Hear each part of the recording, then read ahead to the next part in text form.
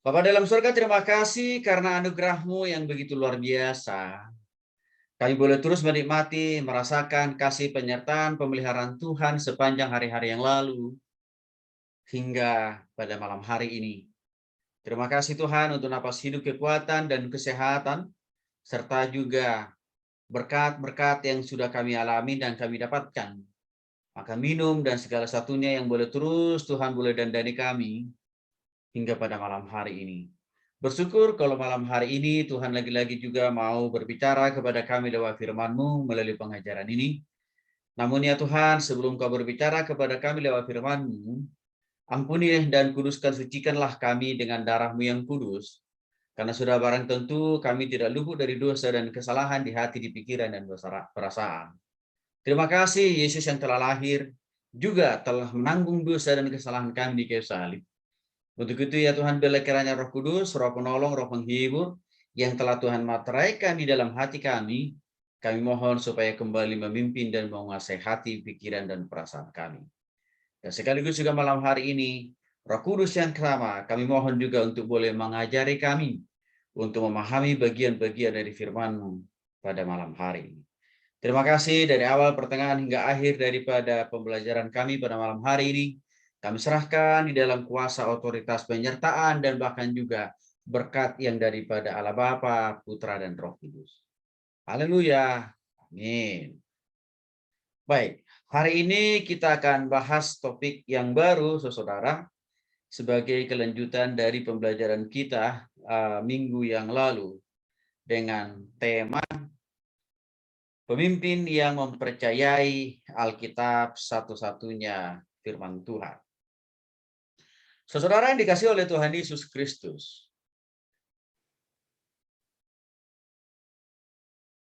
tidak selalu atau tidak secara otomatis semua orang Kristen, apakah yang beragama Katolik atau Protestan, semua agama Kristen yang beragama Protestan atau Katolik, tidak selalu mereka 100% yakin bahwa Alkitab itu satu-satunya firman Allah. Tidak selalu. Ya. Semua orang Kristen percaya Alkitab itu satu-satunya firman Allah.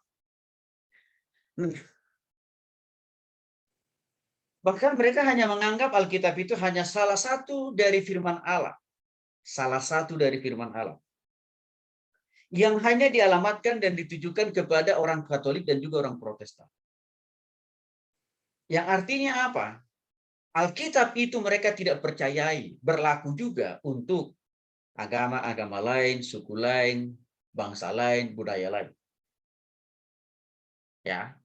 Nah, di sisi lain, ya, mengapa mereka juga tidak yakin Alkitab itu satu-satunya firman Allah? Ya, karena mereka tidak memiliki pemahaman dan pengetahuan, ya, yang cukup dapat membuktikan bahwa Alkitab itu firman Allah. Mereka tidak memiliki pemahaman dan pengetahuan yang cukup untuk meyakini Alkitab itu satu-satunya firman Allah. Di sisi lain, saudara, mereka tidak merasakan manfaat, faedah, nilai, atau dampak daripada Alkitab itu dalam kehidupan mereka. Ya. Nah, faktor yang ketiga, khususnya kalau bicara dalam konteks sebagai mahasiswa atau sebagai profesional, menganggap Alkitab itu kan tidak dapat dibuktikan oleh ilmu pengetahuan. Artinya, mereka menganggap bahwa Alkitab itu ya tidak lebih berotoritas, tidak lebih kuat, tidak lebih berkuasa dibanding daripada ilmu pengetahuan. Dengan pola pikir ini lahirlah mahasiswa yang menjadi ateis. Ateis itu artinya tidak percaya Tuhan. Atau setelah dia jadi alumni, jadilah dia menjadi alumni profesional, pengusaha, atau pemimpin yang menjadi ateis.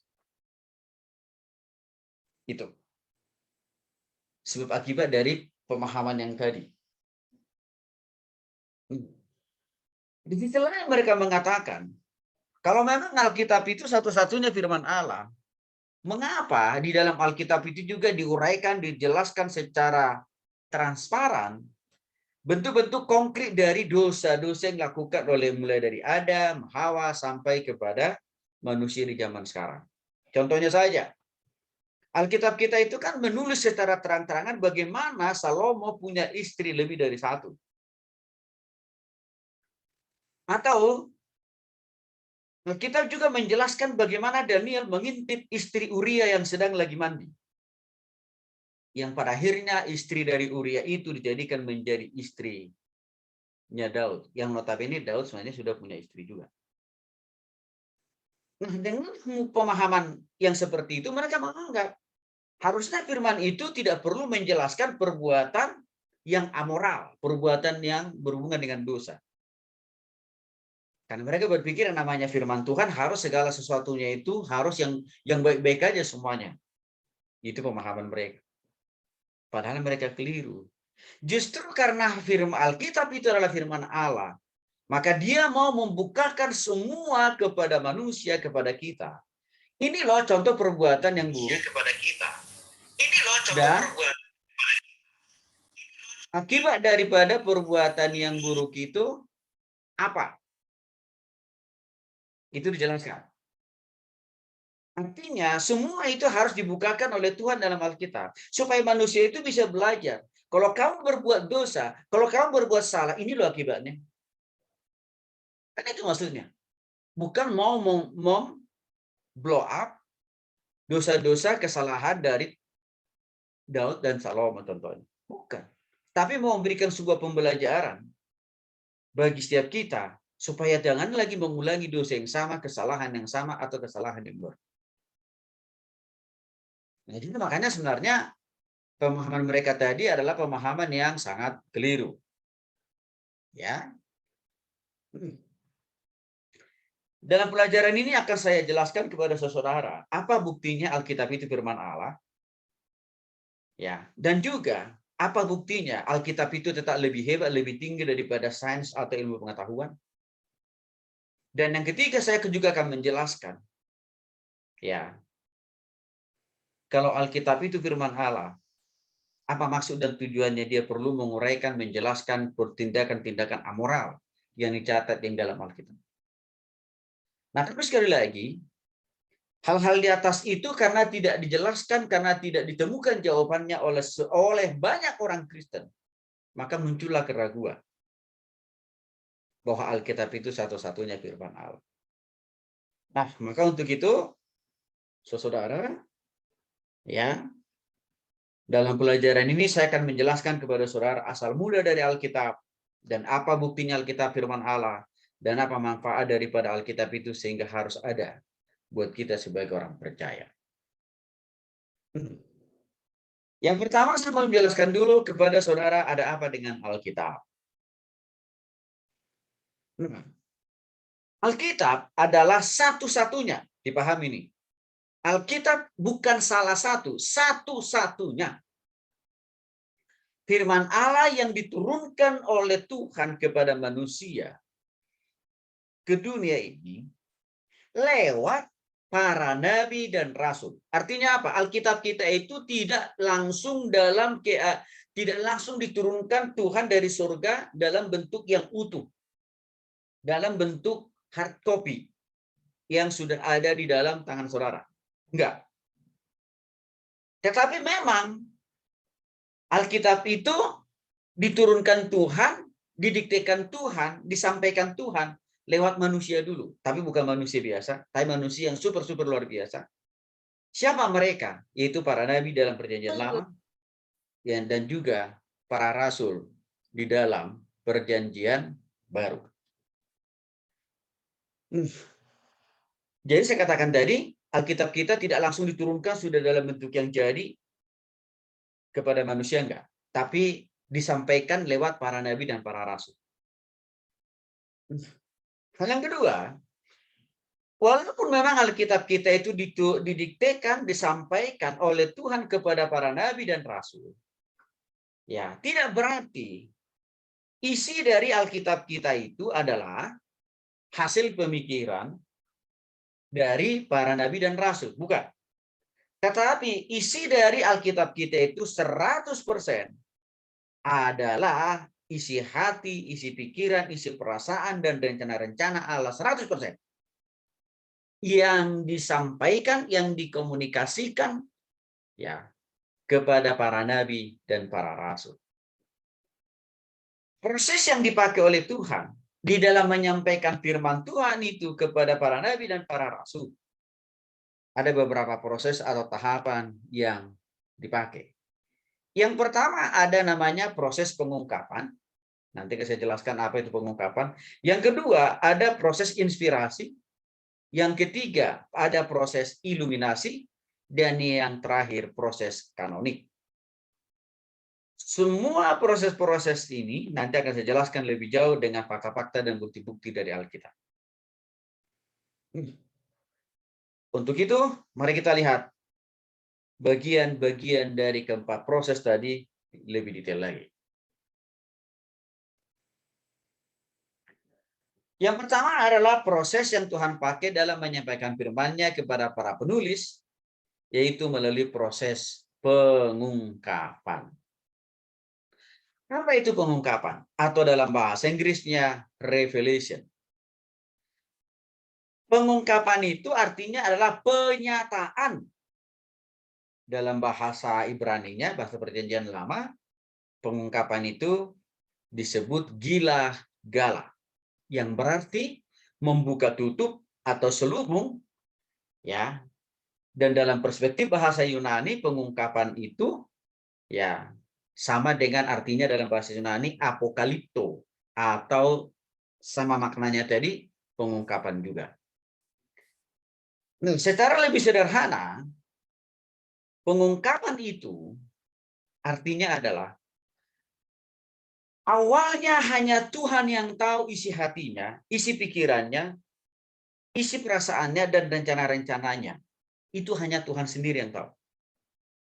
Hanya dirinya yang tahu tentang semua isi hatinya, pikirannya, perasaannya, dan rencana-rencananya untuk kita. Hanya dia sendiri yang tahu.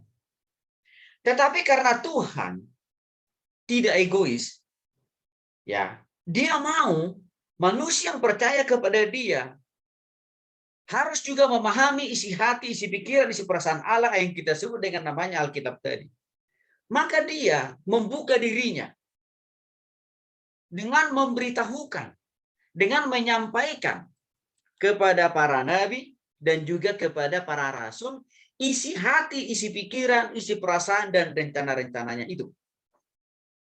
Itulah arti sederhana dari yang namanya pengungkapan atau revelation, ya, atau gila-gala dalam bahasa Ibrani, atau apokalipto dalam bahasa Yunani. Dalam konteks pengungkapan itu, saudara, Allah mengambil prakarsa, ya, artinya Allah secara pro dan aktif memanggil, memilih, menciptakan dan melahirkan para nabi dan rasul. Ya, supaya apa yang Tuhan targetkan itu bisa terrealisasi lewat para nabi dan rasul itu. Kita lihat beberapa contohnya. Yang pertama misalkan Tuhan ya memanggil Nabi Samuel ya di Silo. Pemanggilan Tuhan kepada Nabi Samuel adalah supaya Samuel menyampaikan isi hati, isi pikiran Allah atau firman Allah kepada dia. Maka Samuel menuliskanlah firman Allah yang dia terima di Silo itu. Sehingga lahirlah kitab 1 Samuel dan 2 Samuel. Jadi di sini kita lihat Samuel tidak tahu menanggung bahwa dia akan dipakai oleh Tuhan. Bahwa dia dilahirkan oleh Tuhan ke dunia ini, bahwa dia dipilih oleh Tuhan ke dunia ini untuk menuliskan firman-Nya. Samuel nggak tahu awalnya.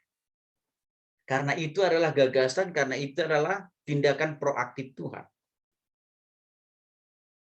Untuk menciptakan Samuel, untuk menyuruh Samuel, maka lahirlah kitab 1 dan 2 Samuel. Yang kedua misalkan, Allah mengungkapkan firman-Nya itu juga ya, lewat para nabi. Bagaimana prosesnya, bagaimana tahapannya Allah menyampaikan firman-Nya itu lewat para nabi? Kita lihat dulu, ya. Baca dulu Alkitabnya. Siapkan dulu. Efesus pasal 3 ayat yang kelima. Efesus pasal 3 ayat yang kelima. Yeremia. Efesus pasal 3 ayat yang kelima. Lalu nanti Agung, Ibrani 1 ayat 1 sampai 2. Dilihat di slide. Yang pertama Efesus pasal 2. Efesus pasal 3 dulu. Efesus pasal 3 ayat 5. Ya, Pak. Efesus 3 ayat 5. Yang pada zaman angkatan dahulu tidak diberitakan kepada anak-anak manusia, tetapi yang sekarang dinyatakan di dalam roh kepada rasul-rasul dan nabi-nabinya yang kudus. Oke. Jelas di sana, saudara, isi hati, isi pikiran, isi perasaan, dan rencana-rencana Allah itu yang saya sebut dari namanya firman Allah, ya. Itu disampaikan melalui Roh Kudus. Kepada siapa? Para nabi. Nabi ini siapa aja? Ya, tadi kita sudah lihat tadi, ada Nabi Samuel tadi. Ada nabi yang lain nggak? Ada. Musa, Yosua, Yeremia, Yesaya, dan masih banyak lagi nabi-nabi dari perjanjian lama. Roh Kudus yang sama juga yang berbicara kepada para rasul untuk menyampaikan firman Tuhan itu supaya mereka tulis. Siapa saja? Ada Matius, ada Markus, ada Lukas, ada Yohanes. Itulah yang dipakai, proses itulah yang dipakai oleh Allah. Ya. Jadi tidak simsalabim para nabi dan para rasul itu misalkan, oh karena dia lagi teringat sesuatu, lalu langsung dia tulis. Oh enggak begitu, enggak. Ya. Atas perintah Roh Allah, atas perintah Roh Kuduslah mereka untuk menuliskan firman itu, bukan atas kemauan mereka, bukan atas kesukaan mereka. Itu prosesnya. Nah, kita lihat dulu Ibrani pasal 1 ayat 1 sampai 2. Ibrani pasal 1 ayat 1 sampai 2. Allah langsung hadir ke dunia ini lewat anak-anaknya Yesus Kristus. Ibrani pasal 1 ayat 1 sampai 2. Ibrani pasal 1 ayat 1 sampai 2. Allah langsung hadir ke dunia ini lewat anak-anaknya Yesus Kristus. Ibrani pasal 1 ayat 1 sampai dengan 2. Setelah pada zaman dahulu Allah berulang kali dan dalam berbagai cara berbicara kepada nenek moyang kita dengan perantaraan para nabi. Maka pada zaman akhir ini ia telah berbicara kepada kita dengan perantaraan anaknya yang telah ia tetapkan sebagai yang berhak menerima segala yang ada. Oleh dialah telah menjadikan alam semesta. Jadi Ibrani pasal 1 ayat 1 sampai 2 tadi menjelaskan bahwa Allah tidak hanya menyampaikan firman-Nya lewat para nabi dan rasul, tapi Allah juga turun sendiri langsung ke dunia ini untuk menjelaskan lebih jauh setiap firman-Nya dan juga bagaimana kita melakukan firman itu.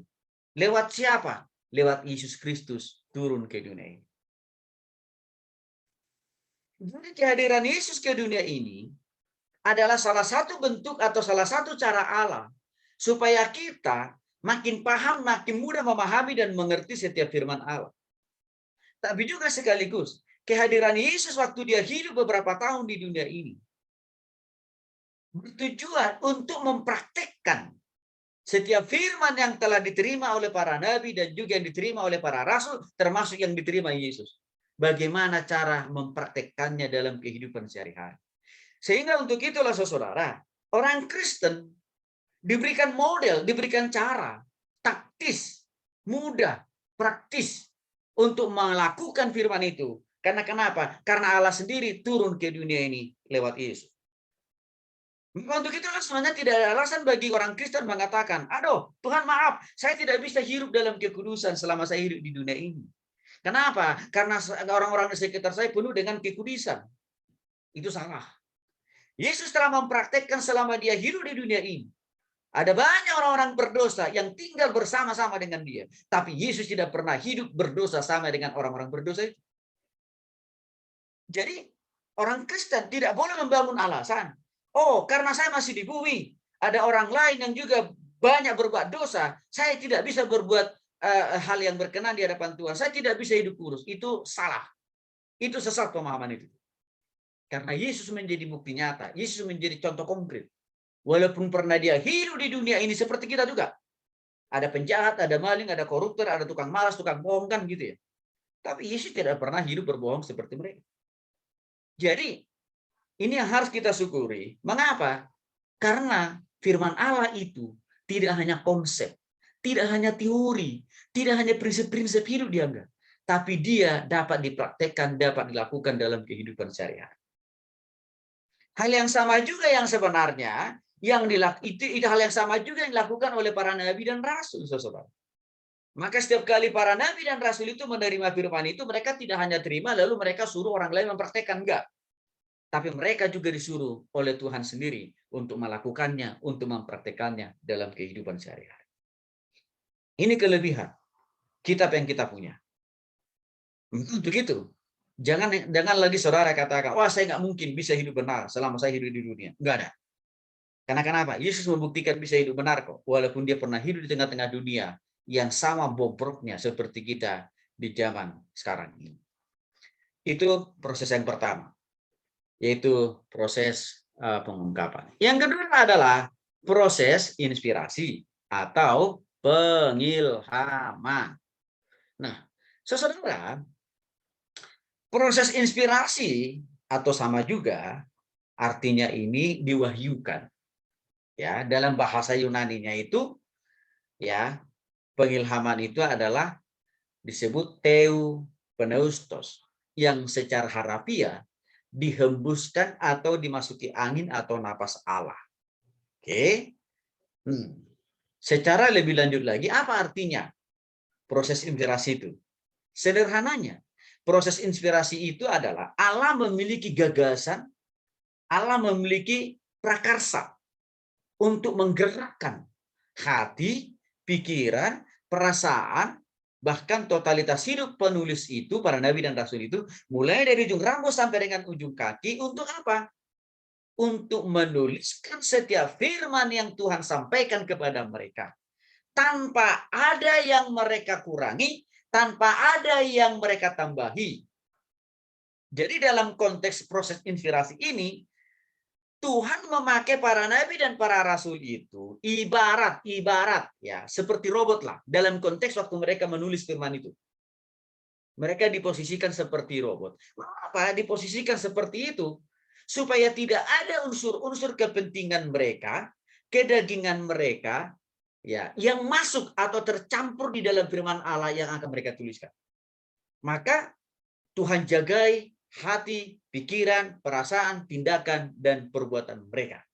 Sehingga inilah yang menjadi sebuah argumentasi kuat. Alkitab kita itu tidak ada pernah sedikit kesalahan, ya, atau kekurangan, dan tidak ada sedikit pun yang pernah ditambah atau yang dikurangi oleh para nabi dan juga oleh para rasul. Sehingga Alkitab itu dapat diyakini, dapat dipercayai sebagai firman Tuhan satu-satunya. Saudara dikasih oleh Tuhan Yesus Kristus, sebelum muncul agama-agama lain di dunia ini, Alkitab sudah lebih duluan datang. Alkitab sudah lebih duluan hadir dari semua agama-agama lain yang ada di dunia ini. Oke. Jadi dapat dikatakan kitab Alkitab firman Tuhan yang pertama, ya, yang pertama dan yang utama dan tidak ada lagi yang diturunkan oleh Tuhan adalah Alkitab. Ini yang makanya kita harus bersyukur dan berterima kasih kepada Tuhan. Karena kita memiliki kitab yang paripurna, kitab yang sejati, kitab yang tidak ada duanya, dan kitab yang paling komplit. Bagaimana cara kerjanya Allah di dalam proses inspirasi ini? Ya, sama tadi, di dalam Efesus pasal 2 tadi. Juga dikatakan di dalam 2 Petrus 1 ayat 21. Allah bekerja secara langsung lewat Roh Kudusnya di dalam dengan menggerakkan hati dan pikiran para nabi dan para rasul. Jadi saya katakan tadi,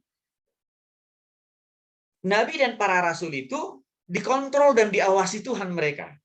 Pada waktu mereka menulis firman itu. Sehingga tidak ada satupun yang mereka tambahkan ataupun juga yang mereka kurangkan. Tapi 100% yang mereka tuliskan itu persis seperti yang mereka dapatkan, seperti yang mereka dengarkan dari Roh Kudus itu sendiri. Nah, cara yang masih bicara dalam proses inspirasi. Ya, proses yang Tuhan pakai di dalam proses inspirasi ini adalah Tuhan telah mempersiapkan para nabi dan para rasul itu. Kita cek dulu ayatnya. Baca dulu ayatnya. Daniel. Yeremia pasal 1 ayat 4 sampai 5. Yeremia pasal 1 ayat 4 sampai 5. Yeremia pasal 1 ayat 4 sampai 5. Firman Tuhan datang kepadaku bunyinya. Sebelum aku membentuk engkau dalam rahim ibumu, aku telah kandungan, aku telah menguduskan engkau.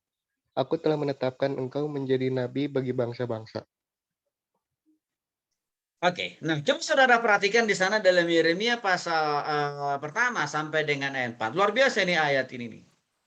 Ya. Dikatakan di sana saudara, ya, sebelum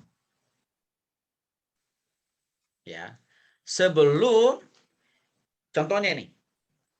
Yeremia, salah satu saya kasih contoh dulu. Sebelum Yeremia lahir ke dunia ini, Tuhan katakan kepada dia,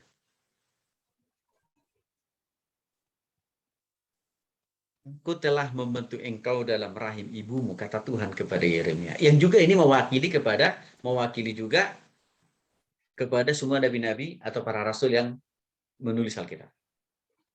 Tuhan telah membentuk, ya, Tuhan telah mengenal, Tuhan telah memilih, Tuhan telah mengkhususkan atau memuduskan.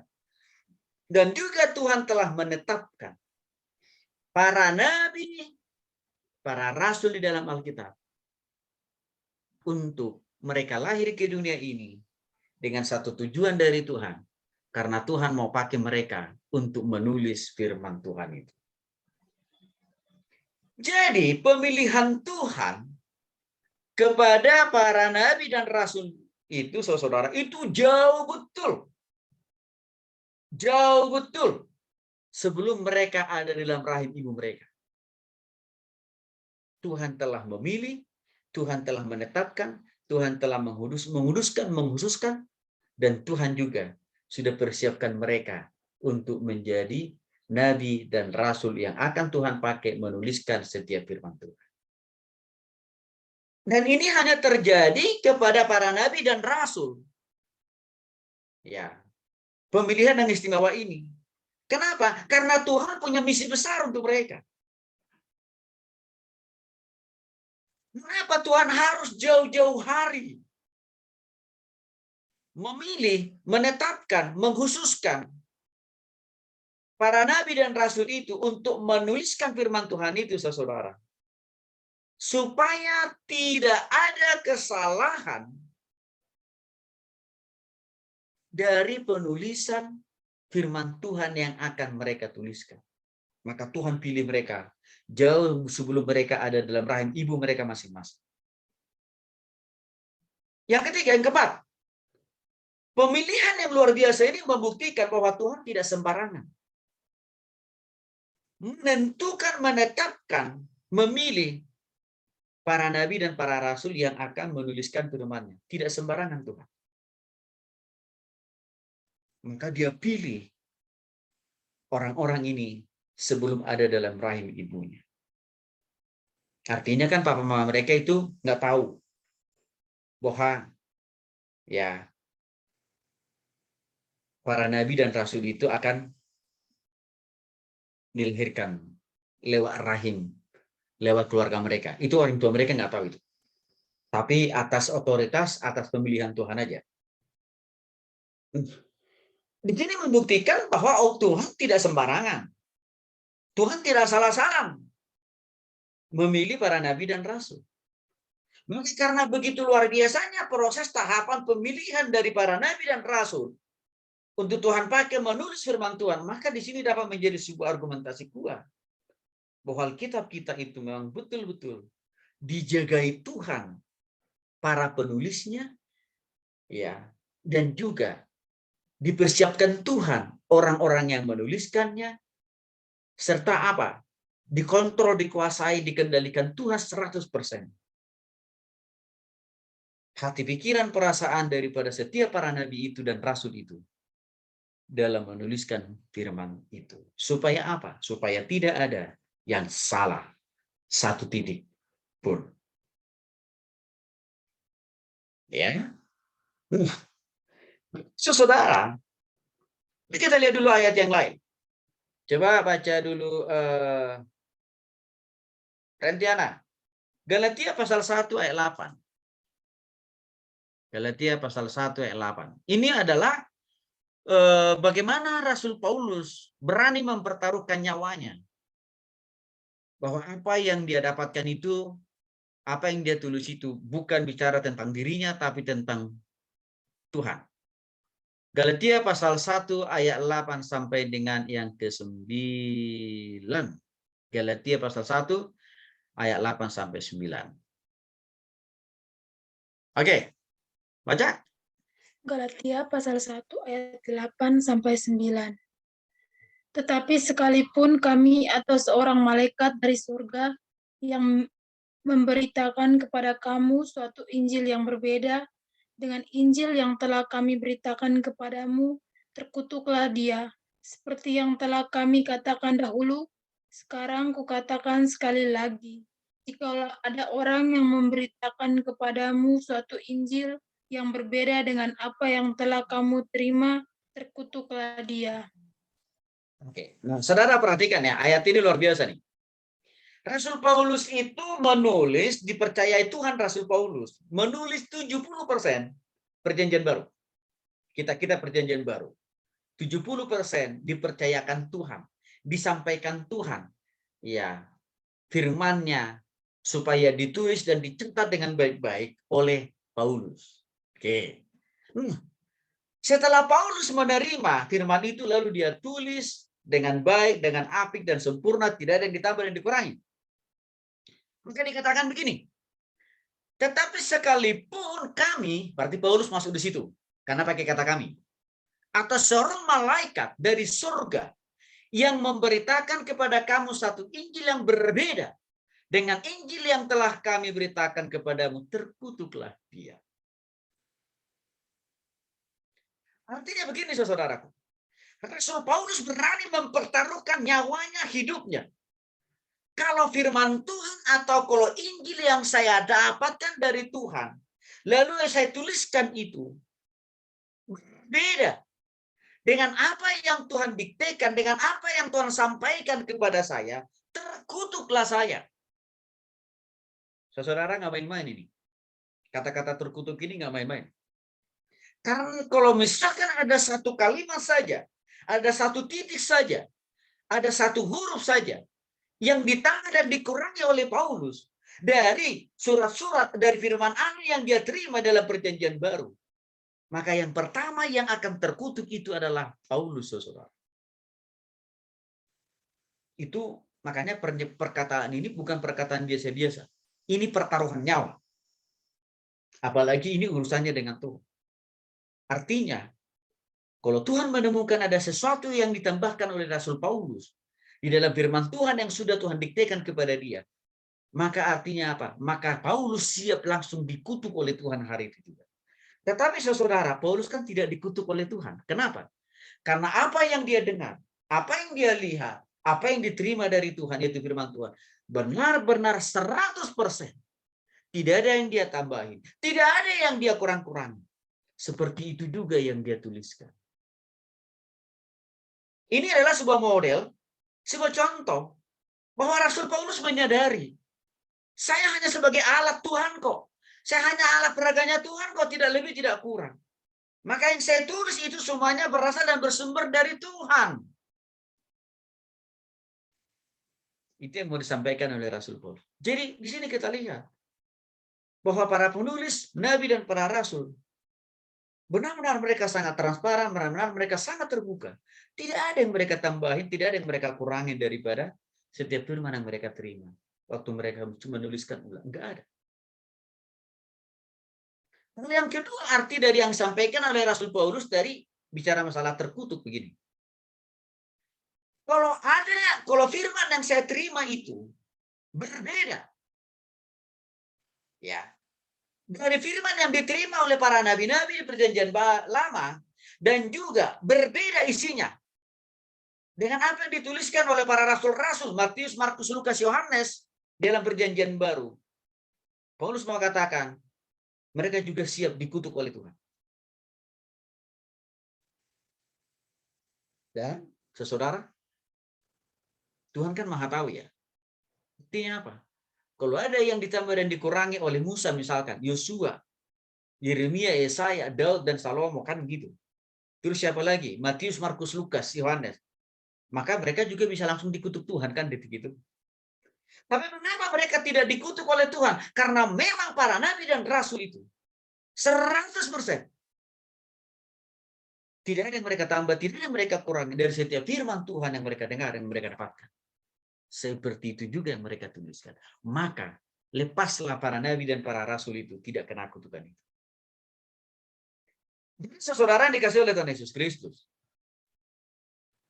yang ini bicara tentang orisinilitas Alkitab, keaslian Alkitab yang memang sama sekali tidak pernah diubah, tidak pernah dipalsukan, tidak pernah ditambah-tambahin, tidak pernah dikurangi oleh para nabi dan rasul.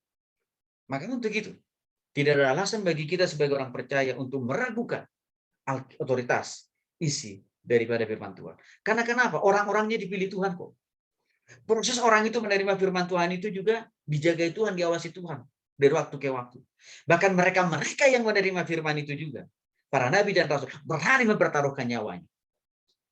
Bahwa apa yang mereka terima ini, tidak ada yang mereka tambahin, tidak ada yang mereka kurangi. Maka seharusnya kita sebagai orang percaya, seharusnya saudara sebagai orang percaya, hari ini harus bertobat kalau masih ada keraguan di dalam hati dan pikiran saudara tentang keunggulan atau juga tentang kesejatian daripada firman Tuhan itu sendiri. Sekarang masuk proses yang ketiga, proses iluminasi. Artinya, proses iluminasi itu adalah penerangan batin dan pikiran, ya, yang Tuhan lakukan kepada para nabi dan juga para rasul. Ya. Dalam konteks ini, saudara, Tuhan menerangi hati dan pikiran totalitas hidup para nabi dan rasul itu, tentunya dengan Roh Kudus ya. Supaya apa? Supaya waktu mereka menerima firman dari Tuhan, benar-benar 100% seperti itu juga yang mereka catatkan. Seperti itu juga yang mereka tuliskan ulang. Ya. Penerangan batin ini atau sama dengan artinya iluminasi sebenarnya ini juga bisa dialami oleh orang Kristen di sepanjang zaman termasuk saudara-saudara. Contohnya, kita perjanjian lama dan perjanjian baru dari dulu sampai sekarang sampai Tuhan Yesus datang kan dimulai dari kitab Wahyu. Dimulai dari kitab Kejadian. Lalu diakhiri dengan kitab Wahyu. Udah ribuan tahun Alkitab kita itu selalu diawali dari Kejadian dan diakhiri di Wahyu. Para pastor, para pendeta, para nabi dan rasul sudah ribuan tahun juga mengkhotbahkan isi firman Tuhan itu mulai dari Kejadian sampai dengan Wahyu. Maka mungkin sudah terlalu sering berulang-ulang kita dengarkan para pastor, para pendeta mengkhotbahkan itu di gereja. Seperti apa yang sudah pernah dikhotbahkan oleh para nabi dan rasul. Tetapi saudara, waktu saudara dengar khotbah itu, lalu saudara mendapatkan makna dan pemahaman dan pengertian. itu juga bagian daripada proses iluminasi. Padahal firman itu, khotbah itu sudah terbiasa.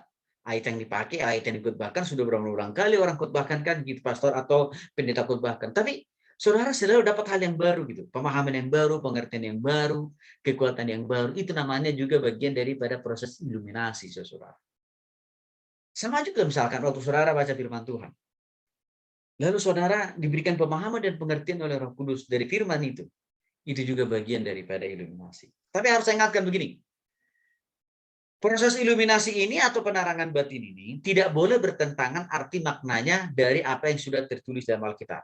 Contoh yang dilakukan oleh sebagian orang. Contoh misalkan, ada pengajar sesat yang mengatakan Tuhan Yesus itu akan datang ya tahun 2011 bulan 11 ya tanggal 11 jam 11. Dia bilang ini adalah proses iluminasi yang saya dapatkan dari Tuhan. Ini sesat. Ini bukan proses iluminasi yang benar dari Tuhan itu. Karena kenapa? Bertentangan dengan firman Tuhan. Pemaknaan yang didapat itu. Bertentangannya di mana? Karena firman Tuhan katakan kedatangan Tuhan Yesus kan tidak ada satu orang pun yang tahu. Jadi itu contoh salah. Nggak boleh mengklaim saya mendapatkan proses iluminasi penerangan batin, lalu dia menafsirkan, lalu dia meramal. Nggak boleh. Ya. Dan ramalannya pun bertentangan dengan isi daripada Alkitab. Itu sangat tidak boleh. Ya, harus sesuai dengan apa yang sudah ditulis dalam Alkitab sendiri. Nah, itu contoh yang salah yang saya lihat hari-hari ini ada dilakukan oleh beberapa orang pengajar sesat.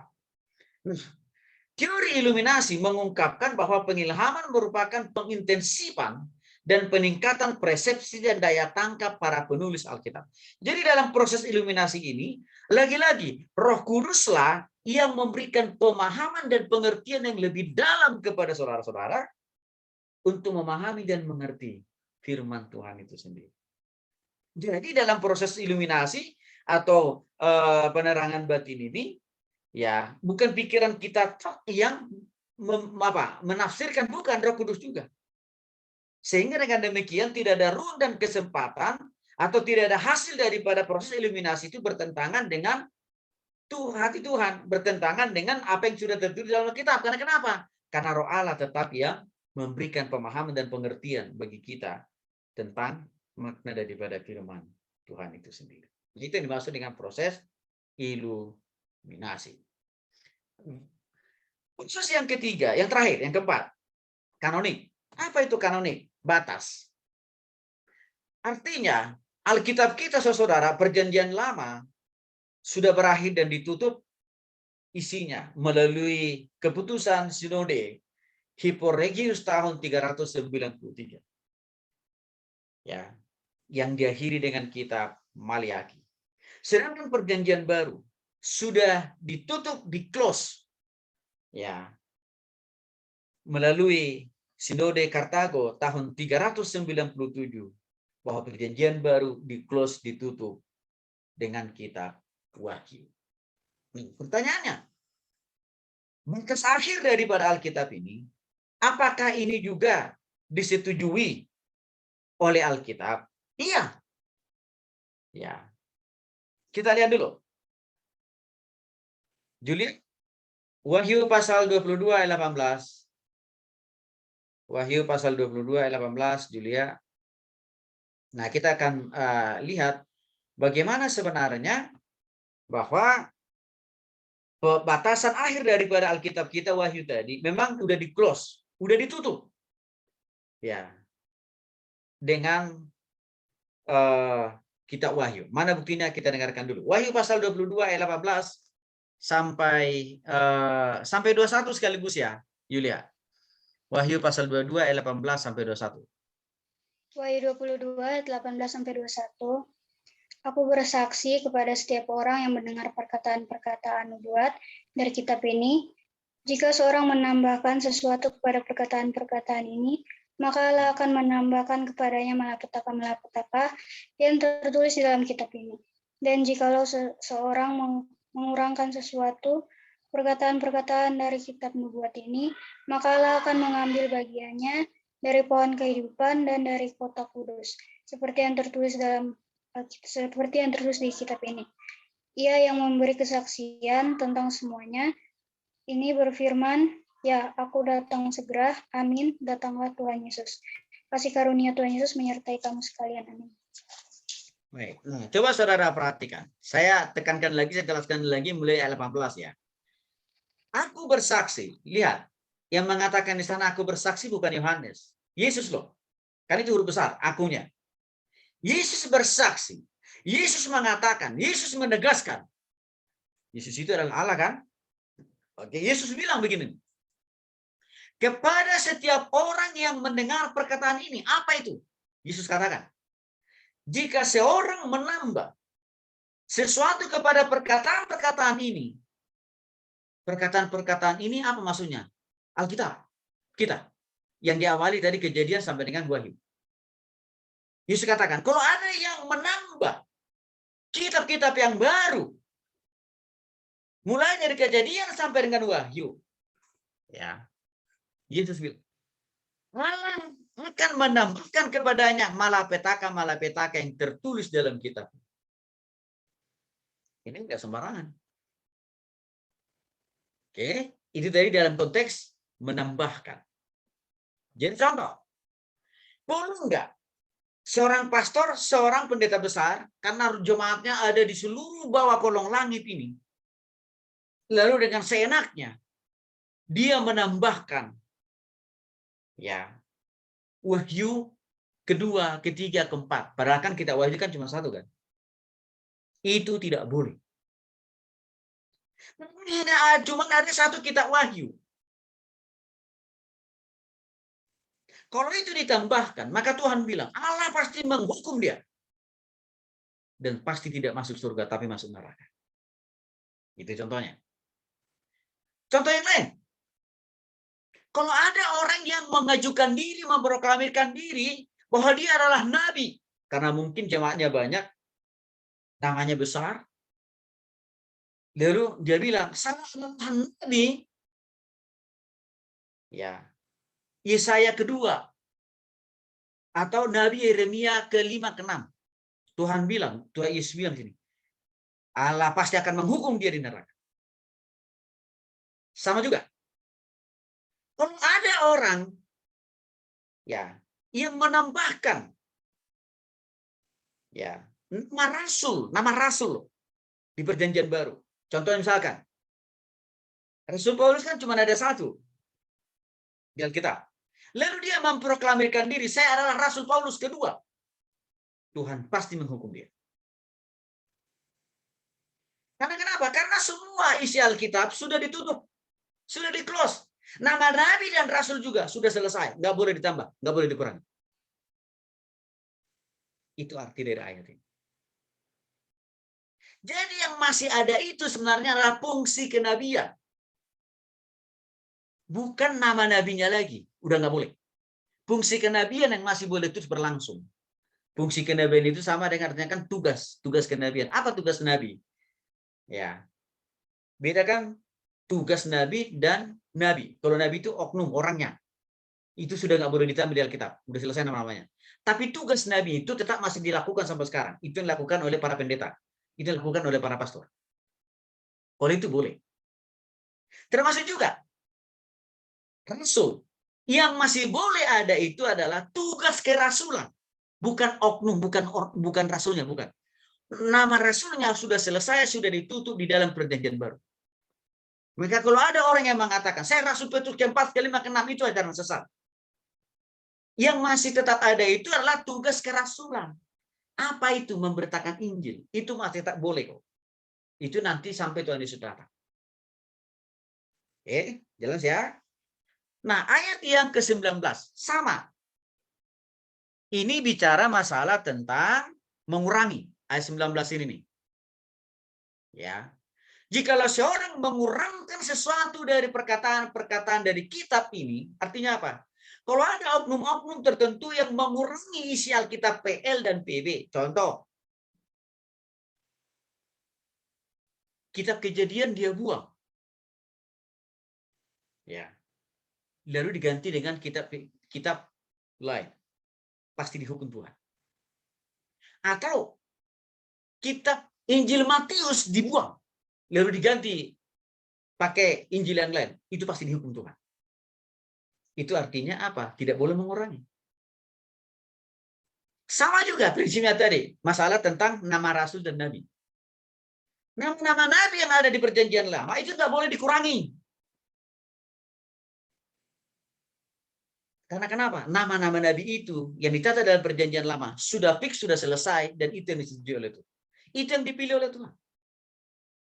Nama-nama rasul dalam perjanjian baru itu juga nggak boleh dikurangi. Misalkan contoh nih, karena saudara tidak suka dengan Rasul Petrus gitu ya, lalu saudara buang ya nama Rasul Petrus, lalu saudara tambahin nama saudara. Nah itu termasuk kategori mengurangi, pasti dihukum di neraka. Wah, kalau dihukum di neraka, Pak Tony masih kejauhan dong, Pak. Artinya apa? Wah, itu nggak terlalu terasa. Adakah hukuman lain yang akan dialami oleh orang yang suka menambah dan mengurangi isi Alkitab di dunia? Banyak contohnya. Contohnya apa? Mereka banyak yang akhirnya masukkan di penjara kok. Yaitu para pengajar sesat. Banyak akhirnya mereka dimasukkan di penjara. Sebelum itu, hidupnya berakhir dengan tragis. Ada banyak contoh-contoh itu. Jadi, hukuman ini tidak hanya bicara masalah tentang di neraka, tapi juga hukuman ini bicara tentang di dunia ini. Bagi orang yang suka menambah dan mengurangi. Maka kalian harus hati-hati. Kalau ada orang mengatakan, saya adalah Nabi yang ke-110. Nah, itu pasti bukan Nabi yang benar itu. Aku adalah Rasul yang ke-300. Itu pasti Rasul palsu. Atau ada orang mengatakan begini, ini adalah kitab pengganti daripada Alkitab yang kalian punya. Itu lebih sesat lagi tuh. Lebih sesat lagi tuh. Ya. Jadi Alkitab kita itu sudah sempurna. Sudah di-close. Nggak boleh ditambah dengan orang. Maka para pastor, para pendeta, dan kita ini hanya tugasnya adalah memberitakan firman yang sudah tertulis. Bukan menambahin. Bukan juga mengurangi. Oke, jelas saya kira untuk itu ya. Nah, sekarang saya akan menjelaskan pembuktian Alkitab satu-satunya firman Allah. Ya, pembuktian ini, yang pertama saya akan jelaskan dulu pembuktian secara historis. Apa maksudnya? Pembuktian secara lahiriah. Alkitab satu-satunya firman Allah yang diturunkan oleh Tuhan kepada manusia di dunia ini. Yang pertama, pembuktian historis secara lahiriah. Nah, saudara, bukti lahiriah di mana Alkitab telah dihasilkan dalam 60 generasi. Dan juga dalam waktu lebih dari 1.600 tahun. Jadi Alkitab kita itu, saudaraku, sudah teruji oleh zaman, teruji oleh waktu.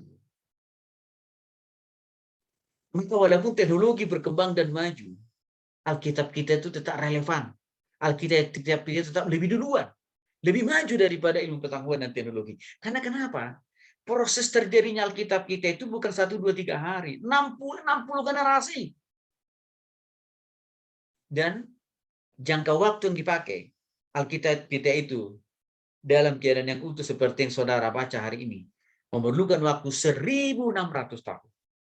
Saudara tahu kenapa butuh waktu yang lama untuk menghasilkan, menyajikan Alkitab yang sempurna itu seperti yang kita punya sekarang? Mengapa butuh waktu yang lama? Supaya tidak ada alasan manusia di dunia ini mengatakan, Alkitab orang Kristen itu hanya berlaku dalam satu zaman. Enggak. Alkitab kita itu berlaku. Alkitab kita itu eksis dalam setiap pergantian masa dan zaman. Itu maksudnya kenapa dia membutuhkan waktu yang cukup lama. Sampai 600 tahun. Oke. Penulis Alkitab kita terdiri dari 40 orang. Jadi bukan hanya satu. Ini harus dipahami ya. Penulis Alkitab kita itu 40 orang. Dan yang menarik, yang 40 orang ini, mereka tidak selalu mereka ini tidak ada hubungan persaudaraan semuanya, enggak. Mereka juga tidak saling kenal satu dengan yang lain. Mereka juga lahir dan hidup di tahun, bulan, tanggal yang berbeda. Dan mereka juga punya latar belakang, profesi, pekerjaan, keilmuan yang berbeda. Contohnya, raja. Siapa? Daniel dan Salom. Kenapa Tuhan penting memakai orang yang memiliki latar belakang raja untuk menulis Alkitab? Supaya para pemimpin, supaya para raja, supaya para presiden, supaya para gubernur, wali kota, camat, dan lain sebagainya jangan sombong terhadap Alkitab. Karena raja sekali Salomo atau Daniel pun, ya, Daud maaf, juga dipakai oleh Tuhan untuk menuliskan firman. Ini petani, mengapa ini penting? Supaya para petani yang notabene mungkin awam, paham bahwa Tuhan juga memakai orang yang memiliki latar belakang yang sama seperti mereka untuk menuliskan firman Tuhan. Sehingga para petani di setiap zaman bisa bangga. Berarti Tuhan saya juga peduli dengan hidup saya, profesi saya, walaupun saya petani. Nelayan ini para murid. Ya. Tuhan memakai para nelayan juga. Mengapa? Supaya orang yang punya profesi sebagai nelayan juga merasa bahwa firman Tuhan itu juga relevan bagi dia. Karena Tuhan pernah memakai orang yang berprofesi sebagai nelayan untuk menuliskan firman. Ilmuwan? Ada nggak? Ada. Dokter. Siapa? Penulis Injil Lukas. Kenapa Tuhan perlu memakai dokter? Yang notabene punya pemahaman, punya pengetahuan dan kecerdasan. Supaya para dokter jangan sombong terhadap Tuhan. Supaya para dokter juga paham dan tahu bahwa Tuhan juga mengasihi mereka dalam profesi mereka sebagai seorang dokter. Untuk itulah Tuhan memakai Dr. Lukas untuk menuliskan Injil Lukas.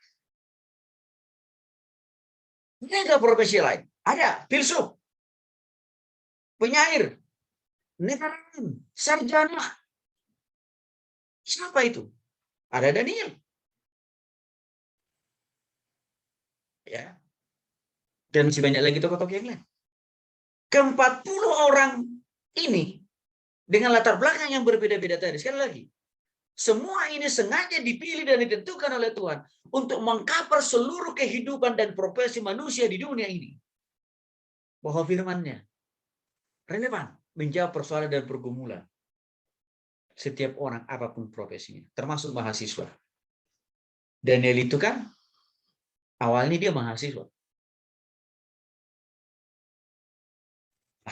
Hal yang menarik lagi, walaupun mereka ini tidak punya hubungan saudara satu dengan yang lain, dan mereka juga tidak pernah janjian dulu, miskol-miskolan dulu, WA-WAan dulu, ya, nanti saya misalkan begini nih, Nabi Yesaya katakan begini ke Nabi Yeremia, Nabi Yer, nanti kita tulis ini ya, nggak ada itu, karena pada zaman itu tuh nggak ada handphone, nggak ada internetan,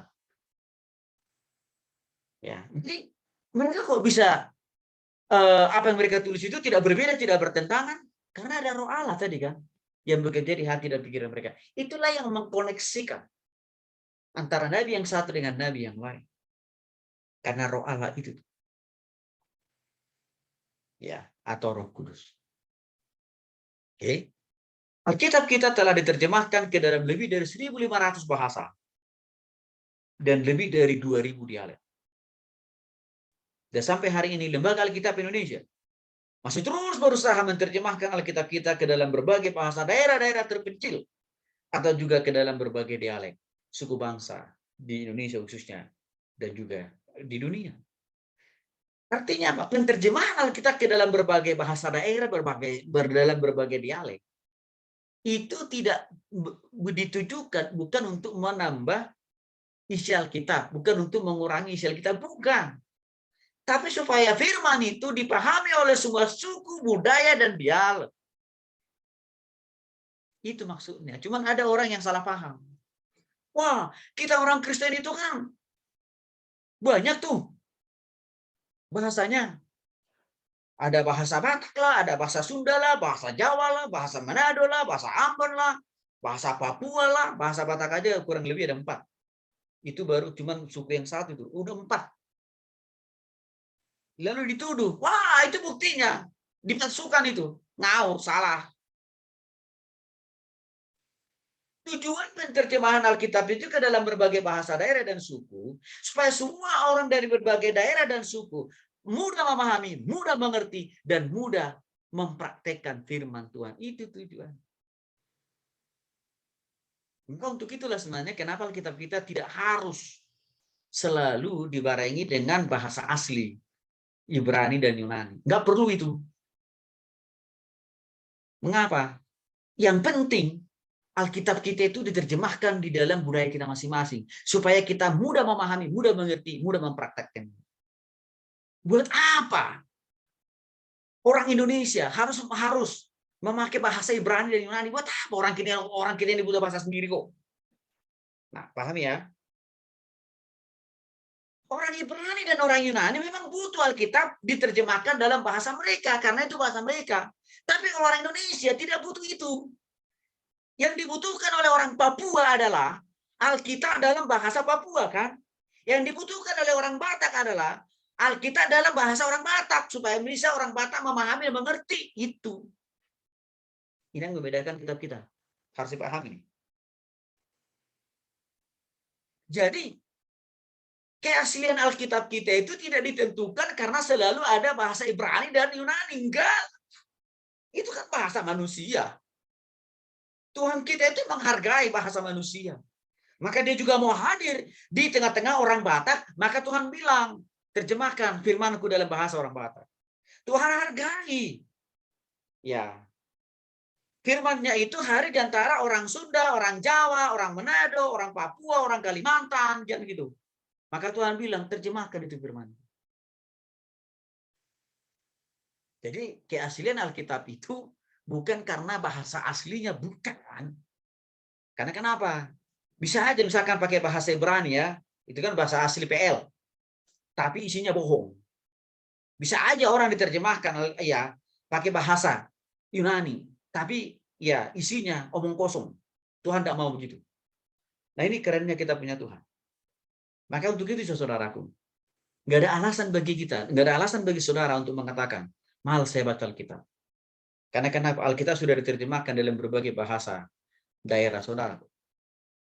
Huruf Alkitab, jumlah huruf Alkitab kurang lebih 3 juta huruf dan 31.000 ayat serta 1.189 pasal. Ya, ini secara historis. Yang berikutnya, pembuktian Alkitab sendiri. Jadi Alkitab membuktikan dirinya sendiri bahwa dirinya adalah firman Allah. Sederhananya begini. Alkitab PL ya membuktikan ya sesama kitab kita di PL bahwa mereka sama-sama firman Allah. Sama juga nanti. Kitab PB membuktikan bahwa surat-surat yang ditulis, bahwa surat-surat di dalam Perjanjian Baru tidak bertentangan dengan surat-surat yang ada di Perjanjian Baru sendiri. Sebaliknya, kitab PL, nih, perhatikan. Tangan saya yang sebelah kiri nih. Taruhlah ini kitab PL. Ya. Mengamini, mempercayai, menerima kitab Perjanjian Baru sebagai firman Allah. Sebaliknya, kitab Perjanjian Baru mengamini dan mempercayai kitab Perjanjian Lama sama-sama firman Allah. Mana buktinya Pak Tony? Mari kita lihat. Ada 3.000 kali dinyatakan di dalam kitab kita yang berjumlah 66 itu, PL dan PB, bahwa Alkitab adalah firman Allah. 3.000, catat nih. Mulai dari kitab PL dan Perjanjian Baru, di sana dituliskan, ya, bahwa apa yang ditulis di dalam bahwa apa yang ditulis para nabi dan rasul itu adalah firman Allah. 3.000. Jadi nggak sembarangan. Contohnya misalkan, di dalam 2 Timotius 3:16 dikatakan segala tulisan yang diilhamkan oleh Allah bermanfaat untuk mengajar, mendidik orang dalam kebenaran, dan juga untuk melakukan perbuatan-perbuatan yang benar. Artinya apa? PL dan PB diilhami, bersumber, berasal dari Allah. Itu artinya 2 Timotius 3:16. Ya. Itu dicatat di dalam Alkitab. Nah, Petrus 1:21 juga menjelaskan Alkitab itu ditulis oleh orang-orang yang dipenuhi oleh Roh Kudus. Dan mereka berbicara di dalam Tuhan dan atas nama Tuhan. Jadi artinya apa? Para nabi dan para rasul menulis firman Tuhan itu ya di dalam pimpinan dan kuasa Allah, sehingga tidak ada kesalahan, tidak ada kekurangan, tidak ada yang mereka tambah-tambahin. Ya, itu dicatat oleh 2 Petrus 1:1. Bahkan Tuhan Yesus sendiri mengakui bahwa Alkitab ya yang terdiri dari hukum Taurat, Kejadian, Keluaran, Bilangan, kitab para nabi, dan juga apa? Kitab Perjanjian Baru. Ya, Yesus akui yang notabene sebagai Allah juga adalah firman Allah. Artinya apa? Yesus itu kan baru secara fisik di Perjanjian Baru kan munculnya. Tetapi saudara, dia menerima kitab para nabi dari Kejadian sampai dengan Maliaki. Itu adalah firman Allah. Berarti artinya apa? Yang ditulis oleh para nabi, yang ditulis oleh para rasul, yang ditulis oleh para raja itu tidak ada yang salah. Tidak ada yang ditambah-tambahin mereka, tidak ada yang dikurangi. Murni 100%. Mereka terima. Dan dari Tuhan, seperti itu juga yang mereka tuliskan. Itu diakui oleh Yesus. Yang notabene tadi, Yesus itu adalah Allah. Oke? Bahkan Alkitab memberikan kesaksian tentang Yesus juga. Nah, sekarang nih sebaliknya. Kalau tadi kan Yesus mengatakan PL dan PB firman Allah semua. Oke. Sekarang nih, bagaimana dengan Yesusnya? Yohanes 5:39-40 mengatakan bahwa apa yang disampaikan oleh Yesus, apa yang diajarkan oleh Yesus juga adalah firman Allah. Jadi di sini terjadi saling kait-mengkait, saling dukung-mendukung. Ya, antara kita PL dengan PL sendiri, dan juga antara kita Perjanjian Baru dengan Perjanjian Baru, dan juga antara kita PL dengan Perjanjian Baru. Oke, jadi saya katakan tadi tidak sembarangan ya Alkitab kita itu.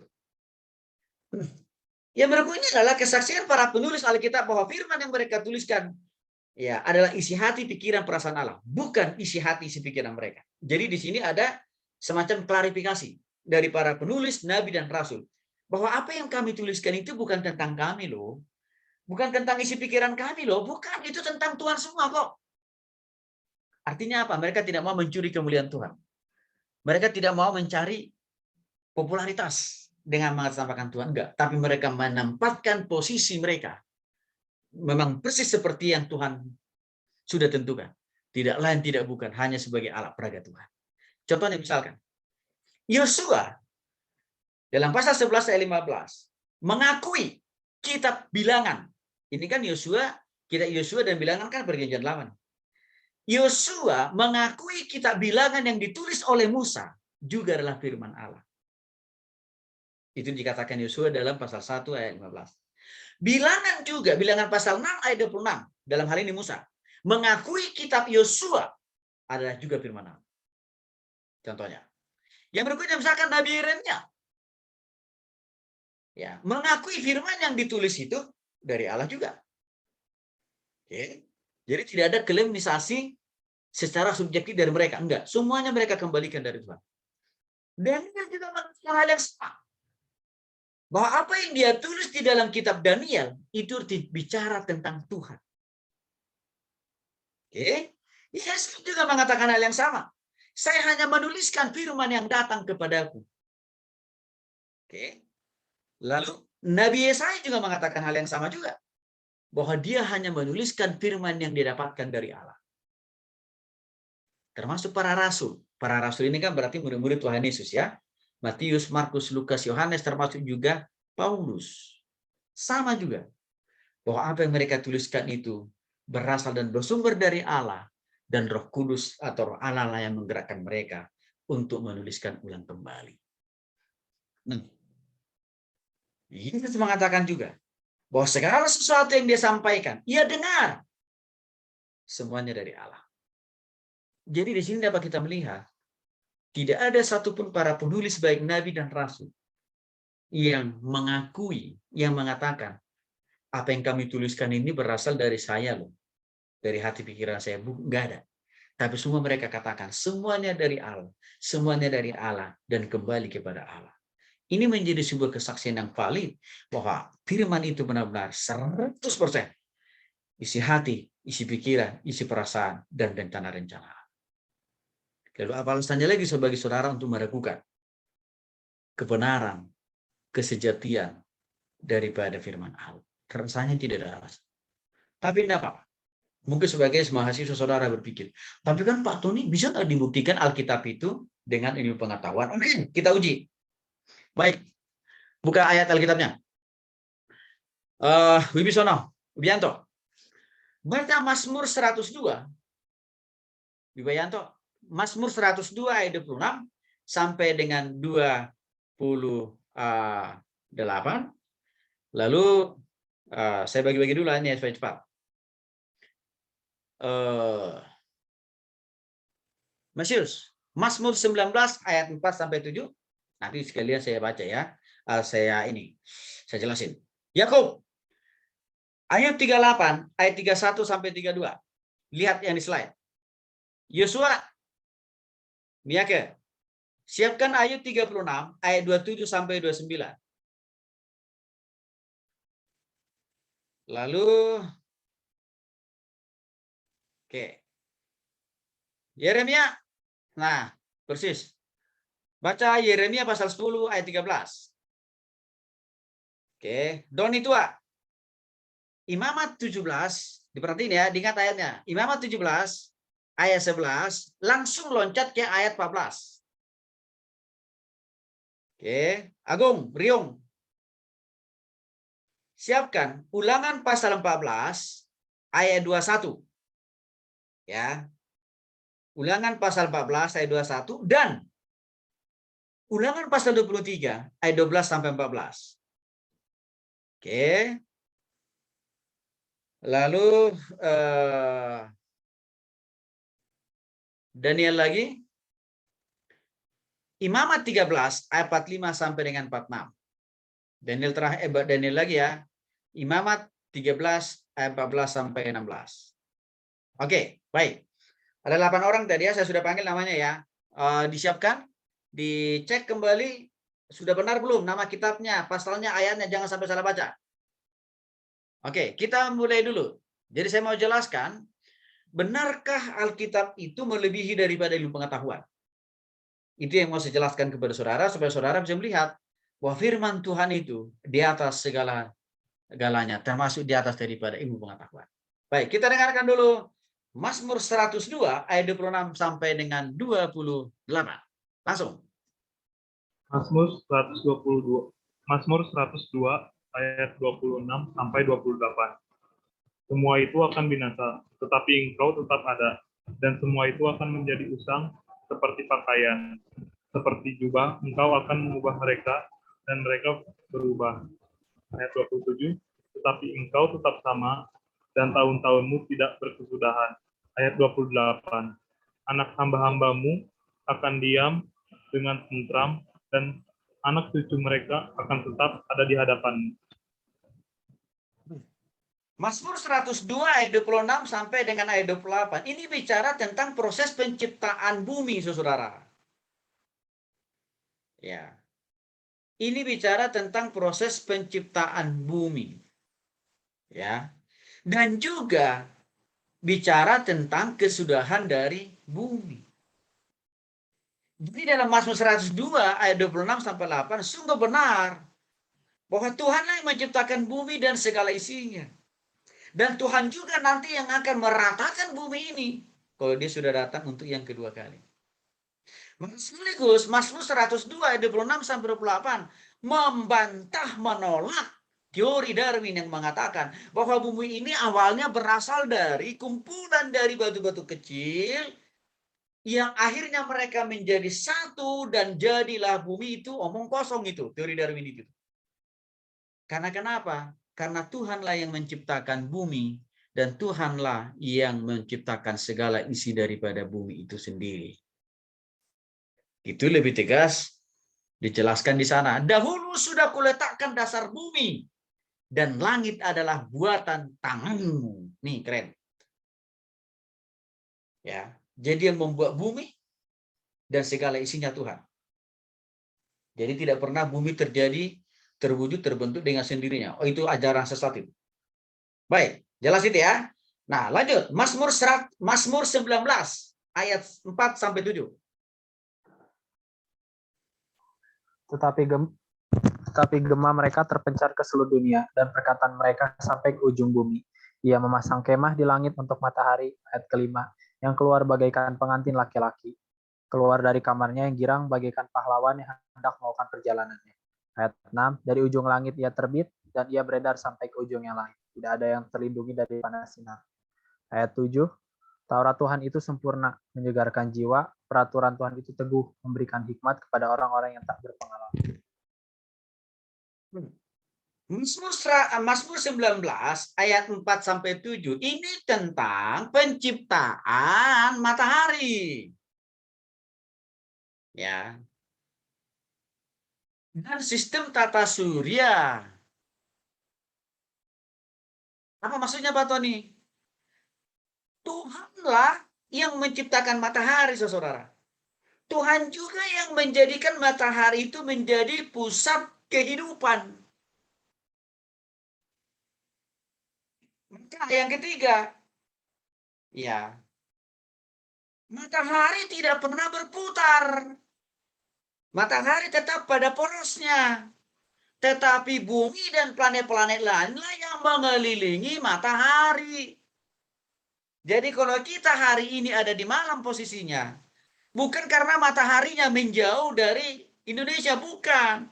Karena posisi kita Indonesia malam hari saat ini ada dalam posisi ya bergeser, tidak mendapatkan cahaya matahari. Nah, dulu ada teori yang mengatakan bumi lah yang menjadi pusat kehidupan. Artinya apa?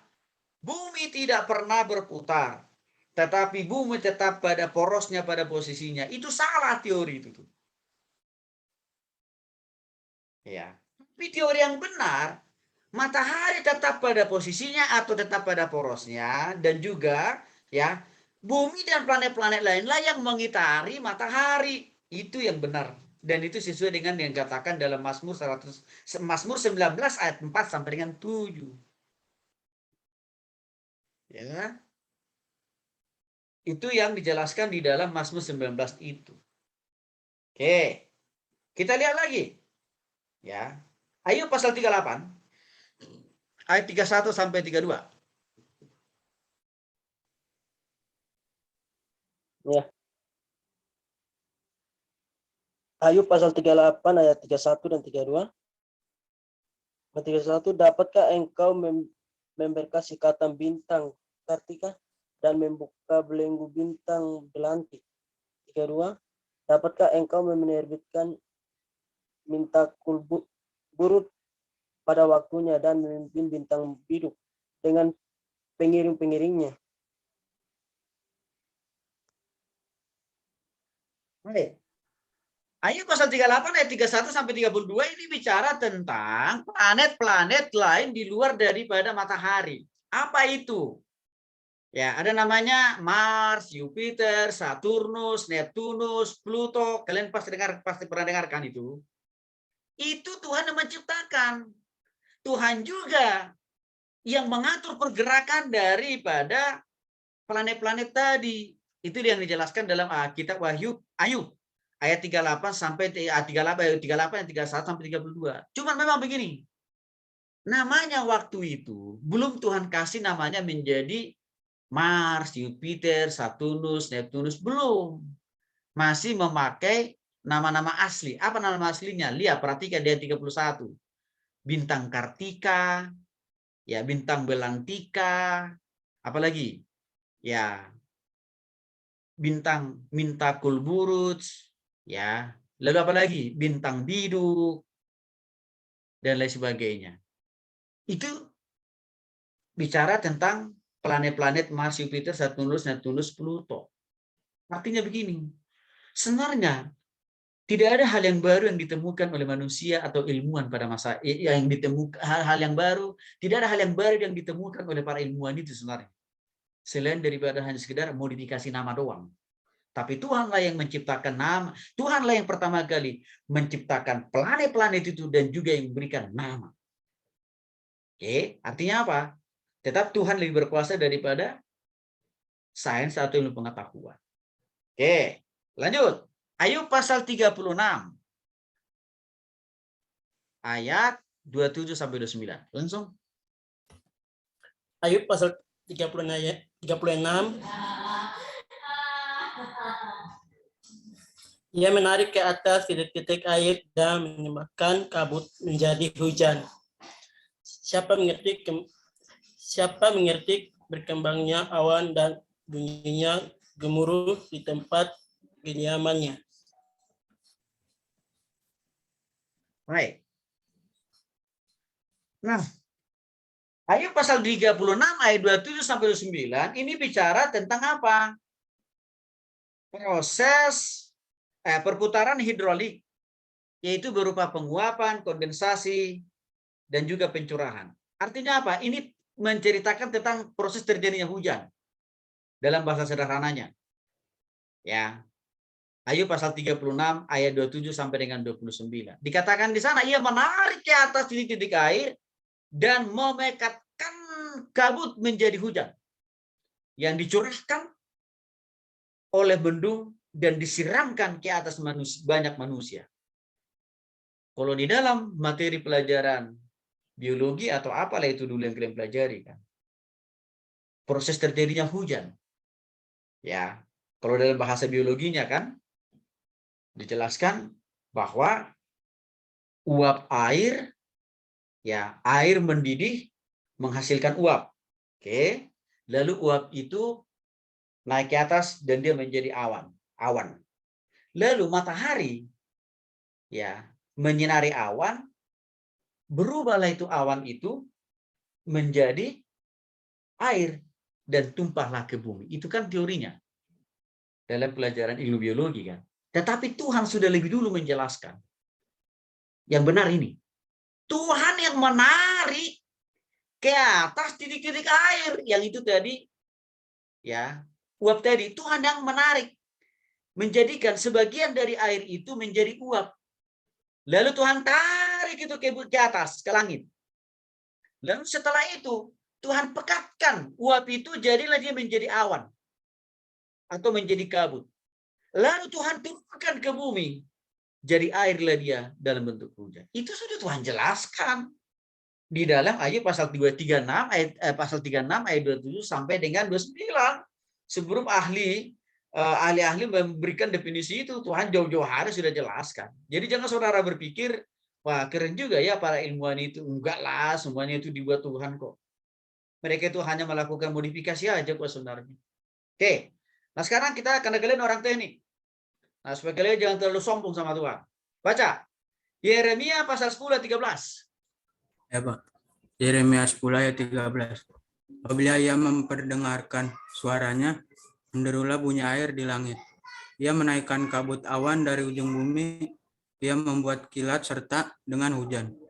Dan mengeluarkan angin dari perbendaharaannya. Nah, coba dengarin. Ada namanya listrik statis. Nah, kebangetan kalau kalian nggak paham loh ini ya. Listrik statis itu artinya begini. Listrik yang masih bahan baku kasar. Apa itu? Kilat.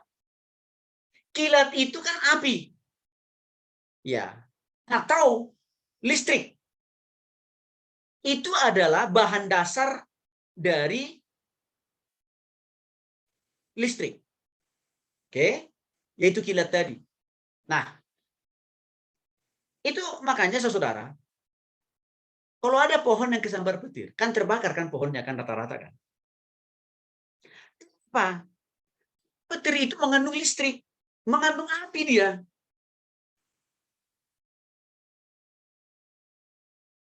Ini apa? Tuhan juga lebih tahu tentang listrik dibanding saudara. Karena dia menciptakan listrik. Karena dia menciptakan api. Bukan para ilmuwan, Tuhan kok. Jadi bahan baku, bahan dasar daripada listrik itu Tuhan yang ciptakan. Yang dikatakan di sini adalah apa? Membuat kilat kan? Kilat itu kan api sebenarnya. Atau dalam istilah lain, kilat itu adalah listrik statis. Artinya apa? Listrik yang belum dimodifikasi.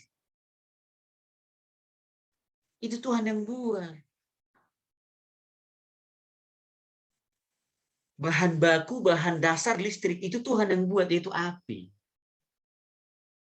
Nah, kalau kita hari ini bisa menikmati bola lampu listrik yang dimodifikasi oleh Thomas Alva Edison, itu sumbernya, asalnya, inspirasinya berasal dari Tuhan yang menciptakan bahan baku dasar listrik statis tadi. Maka Thomas Alva Edison memodifikasi listrik yang statis tadi, yang berupa kilat tadi, ya dia modifikasi lah. Dia coba pikirkan bagaimana supaya petir itu, kilat itu tidak hanya kelihatan pada waktu di awan, tapi harus bisa dipakai oleh manusia. Maka Tuhan kasih hikmat buat Thomas Alva Edison. Lahirlah modifikasi listrik dinamis namanya. Yaitu apa? Contohnya salah satu contoh, bola lampu listrik. Jadi kesimpulannya apa? Tuhan itu hebat. Dia tidak hanya menciptakan saudara, tapi pengetahuan yang sedang saudara geluti hari ini pun juga Tuhan yang buat. Jadi kalau saudara orang teknik, kalau mau engkau diberkati oleh Tuhan dengan hikmat, bijaksana, kepintaran luar biasa, engkau harus lebih taat sama Tuhan. Hormati firman Tuhan.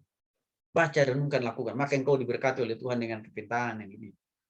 Karena itu juga yang dimiliki oleh Thomas Alva Edison. Oke. Bagaimana misalkan tentang ilmu kedokteran? Baca dulu. Imamat pasal 17. Ayat 11. Lalu lanjut langsung ke ayat 14. Imamat pasal 17. Imamat pasal 17. Imamat pasal 17 ayat 11 dan ayat 14. Ayat 11, karena nyawa makhluk ada di dalam darahnya, dan aku telah memberikan darah itu kepadamu di atas mezbah untuk mengadakan pendamaian bagi nyawamu, karena darah mengadakan pendamaian dengan perantara nyawa. Ayat 14, karena darah itulah nyawa segala makhluk, sebab itu aku telah berfirman kepada orang Israel, darah makhluk apapun janganlah kamu makan, karena darah itulah nyawa segala makhluk, setiap orang yang memakannya harus menyembah.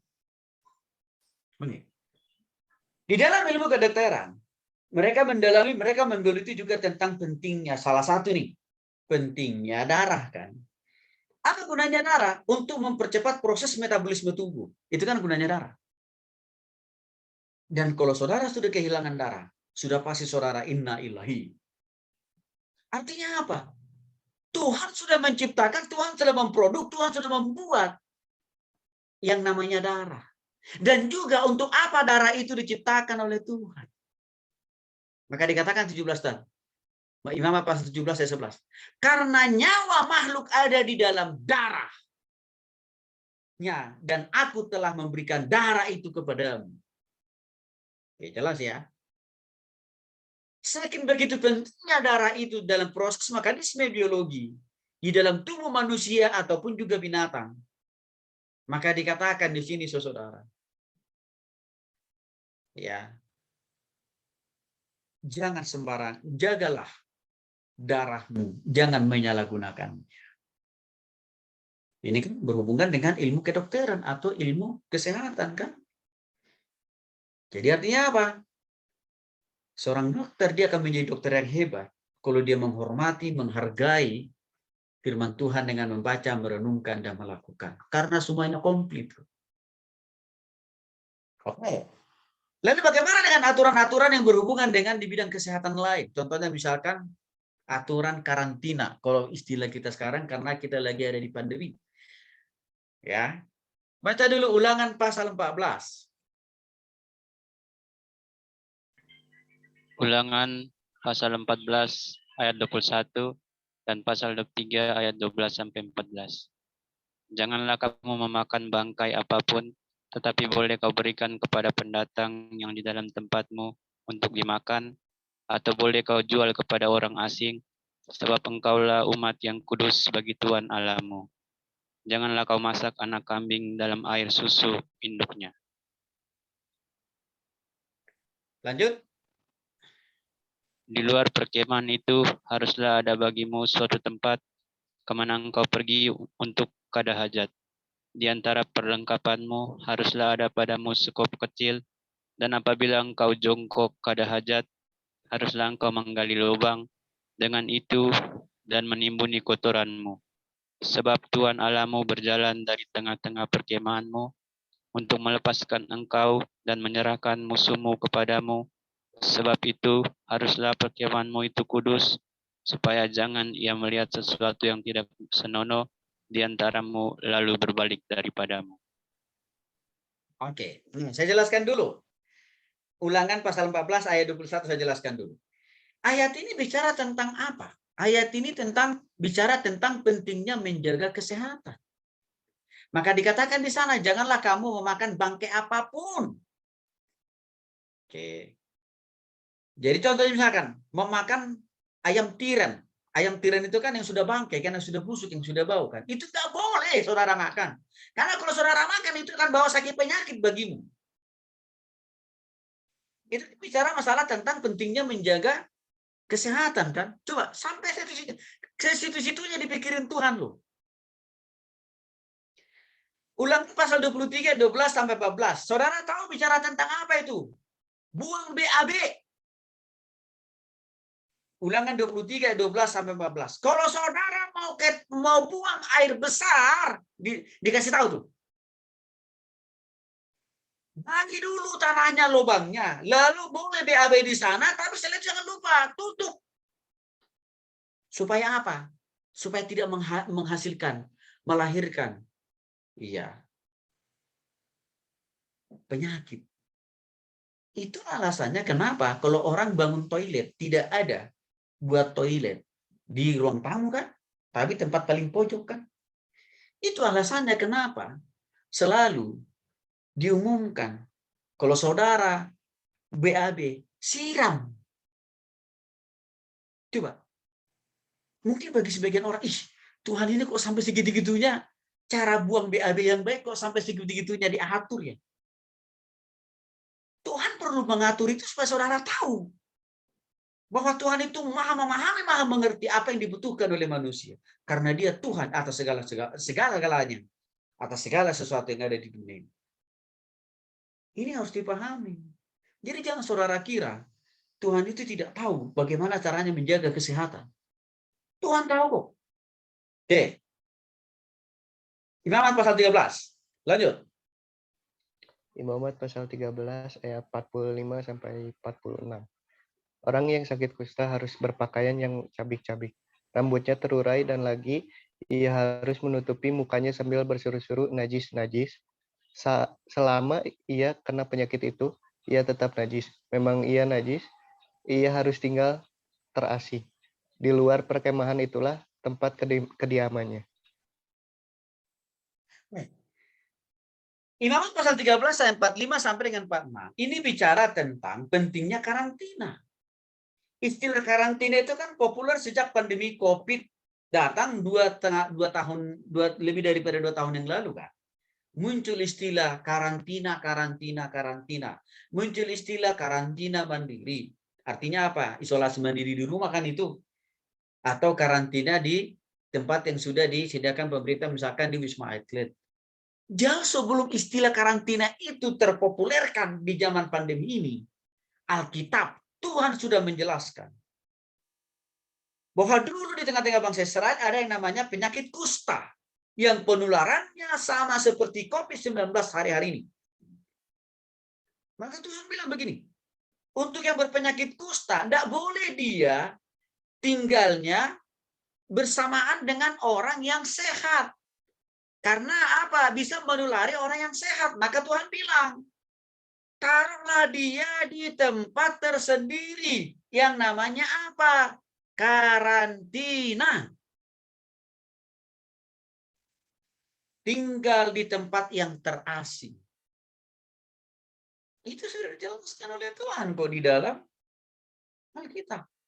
Jadi istilah karantina bukan hal yang baru itu. Bukan ciptaan manusia, itu ciptaan Tuhan itu. Kesimpulannya apa yang mau saya katakan kepada saudara? Tuhan itu, Alkitab itu, tetap lebih hebat dari semua ilmu pengetahuan apapun. dan tidak ada tandingannya, dan tidak ada duanya. Maka kesimpulannya, kalau saudara-saudara mau menjadi insinyur yang mau diberkati oleh Tuhan, dengan kepintaran dan kecerdasan yang melebihi daripada teman-temanmu yang lain, hormati firman Tuhan, hargai firman Tuhan, imani firman Tuhan, lakukan, baca, renungkan. Singkat aja. Nggak usah pakai repot. Oke. So, saudara, pembuktian arkeologis ini dari sejarawan. Ya. Dia mengatakan pada tahun 1947 seorang anak gembala bangsa Arab tersesat di dekat Laut Mati. Di satu tempat berbukit-bukit dan karang yang tandus di dekat puing-puing kumparan. Yang menemukan sebuah lubang yang cukup besar sehingga ia dapat merangkak masuk ke dalamnya. Ternyata lubang itu adalah jalan masuk ke sebuah gua yang belum pernah ditemukan orang sebelumnya. Apa yang didapati oleh gembala yang berkebangsaan Arab ini di dalam gua itu? Ia melihat sejumlah kendi dari tanah liat yang berisi gulungan-gulungan kulit. Ternyata berabad-abad yang lalu gulungan-gulungan yang berharga itu telah disembunyikan sebelumnya untuk melindunginya pada waktu perang terjadi. Anak itu bawa pulang sebuah gulungan kitab Yesaya tersebut dan sampai sekarang disimpan dalam perpustakaan di Universitas di Yerusalem. Artinya apa? Kalau ada pertanyaan begini, Pak Tony, Alkitab asli kita itu yang asli itu loh Pak. Yang pertama kali ditulis oleh tangan para nabi dan rasul itu. Masih ada nggak? Masih. Tapi bukan di Perpustakaan Nasional Indonesia, tapi di Perpustakaan Yerusalem. Itu yang mau saya jelaskan kepada saudara lewat hal ini. Pembuktian apa lagi yang bisa kita jadikan pegangan bahwa Alkitab itu firman Tuhan? Yaitu pembuktian nubuatan. Contohnya misalkan, keturunan Hawa sudah dijelaskan di dalam Kejadian pasal 3 ayat 15. Ya. Siapa keturunan Hawa itu? Sudah digenapi dinubuatkan dalam Galatia pasal 4 ayat 4. Siapa itu? Yesus. Oke. Tentang Yesus sebagai Mesias yang akan datang, itu sudah dijelaskan. Ya, di Yesaya pasal 9 ayat 6. Ini kan perjanjian lama nih. Dan itu terrealisasi, terbukti loh. Yesus itu memang lahir ke dunia ini. Di dalam Matius pasal 1 ayat yang pertama. Contoh yang ketiga. Tempat kelahiran Yesus sudah dijelaskan dalam Mika. Mika itu perjanjian lama. Mika pasal 5 ayat 2. Dan benar-benar terjadi. Ya. Tempat kelahiran Yesus di kandang domba di kota Bethlehem. Di Matius pasal 2 ayat yang pertama. Tentang kebangkitan Yesus sudah dijelaskan di dalam Mazmur 19 ayat 10. Dan itu benar-benar terrealisasi atau tergenapi di Matius pasal 28 ayat yang ke-9. Apa yang mau saya sampaikan kepada saudara? Bukti Alkitab itu firman Tuhan. Mulai dari PL dan PB, semuanya terjadi. Hanya ada satu yang lagi kita tunggu.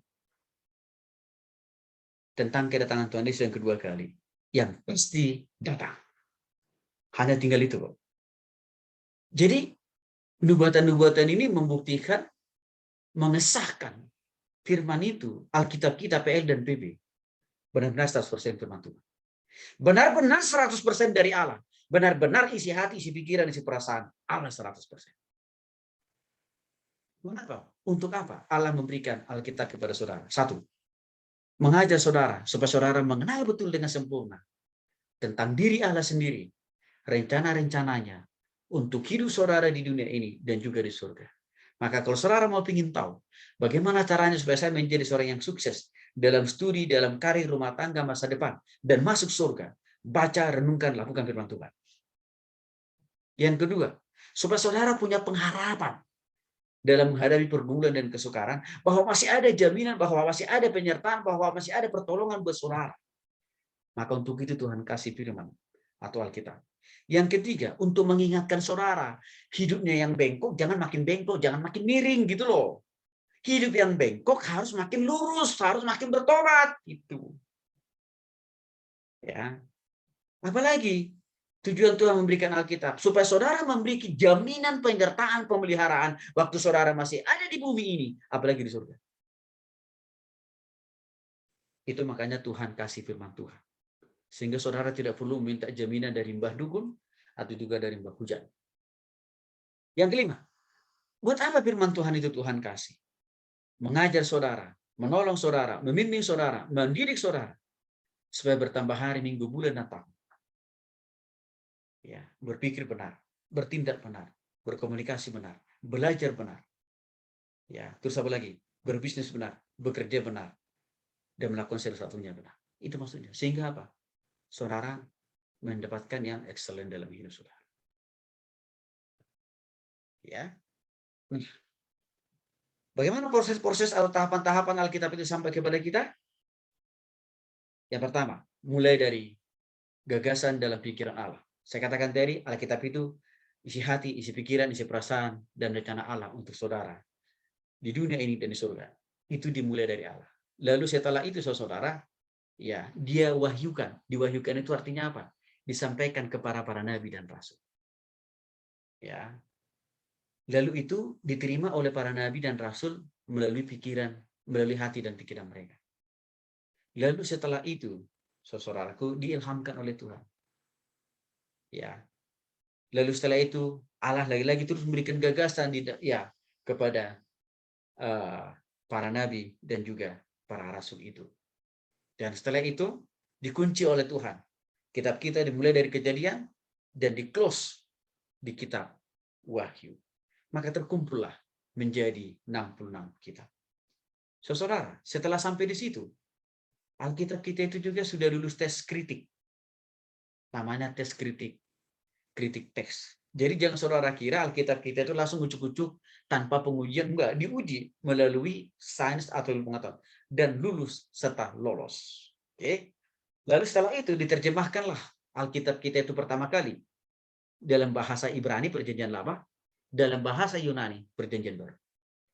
Lalu setelah itu diterjemahkan lagi dalam berbagai bahasa suku bangsa. Salah satunya bahasa Indonesia. Lalu setelah itu, poin yang 11 nih, ditafsirkan. Apa artinya ditafsirkan, Pak Tony? Diberikan pemahaman, pengertian, dan penjelasan lebih dalam lagi ya kepada para hamba-hamba Tuhan. Dan seterusnya. Inilah prosesnya, inilah tahapannya Alkitab kita itu sampai kepada kita seperti pada saat ini. Baik, saudara, saya yakin dan percaya Alkitab satu-satunya firman Allah. Dan Alkitab 100% isi hati, isi pikiran, isi perasaan Allah. Yang ketiga, kitab PL dan PB sama-sama firman Tuhan. Dan di sana tidak ada yang saling kontradiksi, tidak ada yang saling bertentangan. Mereka sama-sama mengimani, mempercayai, dan saling menopang satu dengan yang lain. Semua nubuatan-nubuatan dalam Alkitab sudah digenapi. Dan Alkitab teruji. Ya, lebih hebat daripada ilmu pengetahuan. Untuk itu, saudara, pahami, hargai firman Tuhan. Alkitab yang ada di tangan saudara. Karena itu kitab yang mahal. Ya, untuk bisa menjamin menyertai hidup saudara di dunia ini dan di surga. Kiranya firman Tuhan ini boleh memberikan pemahaman, pengertian, tapi juga sekaligus firman Tuhan ini harus mendorong saudara-saudara semakin lebih mencintainya dengan lebih dalam lagi hari ini untuk mengambil komitmen dan keputusan, membaca, merenungkan, dan melakukannya. Tuhan Yesus memberkati.